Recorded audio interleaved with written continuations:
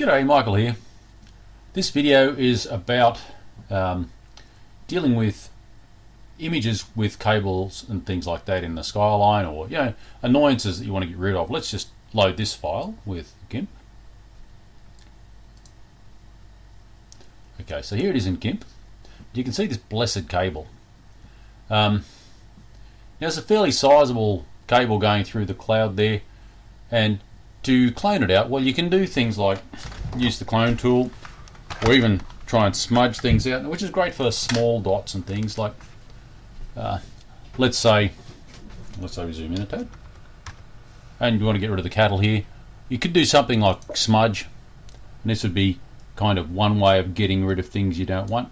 But what you find is you end up with funny little smudge artifacts, and you kind of get this smoothened texture. So I'll zoom in a bit further. So this rough looking grass and so forth, you end up kind of smoothing it over. So that looks unnatural. So you might want to use something like cloning. Where are we?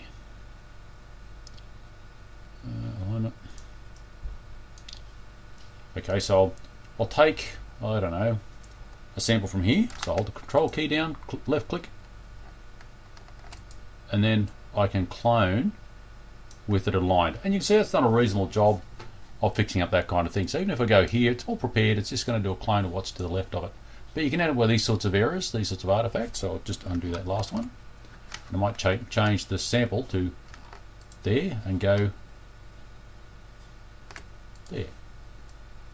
And that's done a reasonable job of healing it. So that's okay if you want to kind of touch up a small item. You can get rid of things quite easily. I mean, we could even get rid of, I change my sample point, control, click here, move up a little bit. Basically I'm in line in the same sort of slope as that gradient there. I'll go up that bit, little bit there, you can see that.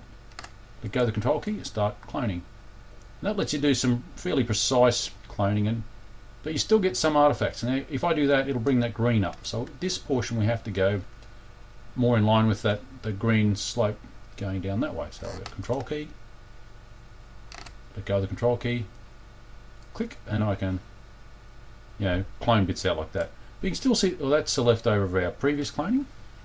I'll just start again. And it allows you to touch things up on a small scale.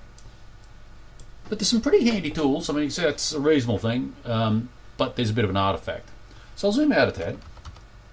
Now Gimp's got some pretty handy tools. With, I think Photoshop calls it content aware, but Gimp, I'm going to just use the lasso tool to very roughly and quickly draw a selection around that cable. So to give you an idea of the power of this unit. Now I haven't done a particularly good job of it. Do that again. Start that again. So I'm just racing around with the mouse fairly carelessly, and you might notice I'm going outside the image. That doesn't matter, because Gimp will just take the bit that's inside the frame. Done. Okay. That's selected now. You can see the little ants crawling around. Okay, the tool you use is filters, enhance, and heal selection. And what that does is it takes information from the image around. Now we can choose that. It gives you a range of pixels, 50 pixels I should say, and you can choose all around, sides, left and right that is, above and below. So you've got a bit of a choice from where it's sampling from, but I'm just going to leave it all around because in this case it's fine. The filling order, I'm going to use random. I mean, you might want to choose the other two. You might have to try this out depending on what you're doing. But obviously this is just going to be random because it's cloud. I want a kind of a random effect. So let's just see what that does. If I click on OK, let's just see what that does. Wait for it to do its crunching. Let's move that out of the road a little bit. As you can see, this sort of size sample, it does take the machine a little bit of effort to process it. I'll just start a system monitor so you can see how hard it's working. And you can see I've got the CPU cores are running pretty hard. I'll get that out of the road. And hey presto, Control T to unselect it. And you can see it's done a pretty handsome job of making wisps of cloud fill that void. So you can very quickly clean out what's a ghastly cable and end up with some beautiful cloud formation. So I think that's a pretty magical trick. Now I got rid of those. Oh, selection tool still on. Yep. Okay, so got rid of the cable, and I edited out at high detail. Where are we now? I've even lost track where I was doing it. We had the in this space here we had some cows which we deleted. So they're pretty quick ways of editing out unwanted things in photos. I mean, I might even try something random like this rooftop. Let's just try that now. I'm not expecting the same magic to happen, but we'll just see what the limits are. Okay, so I've got that. I'll load. Do it again. What have I missed? View selection.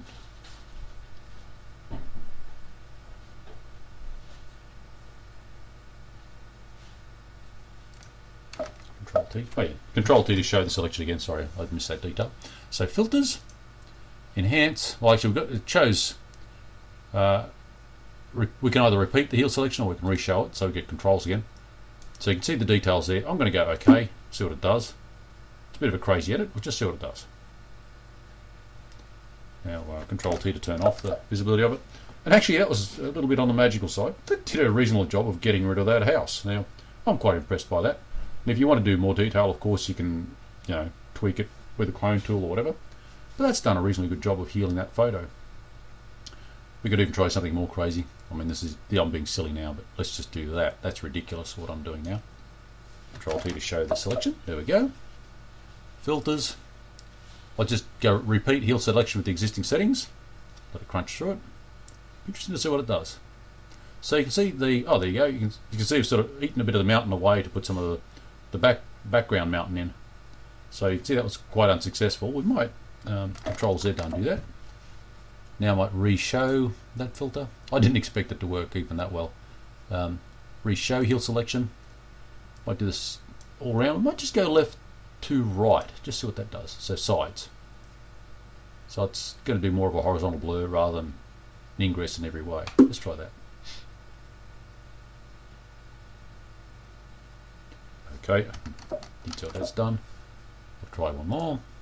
Re-show. This time I might go inwards towards center. Let's just try that.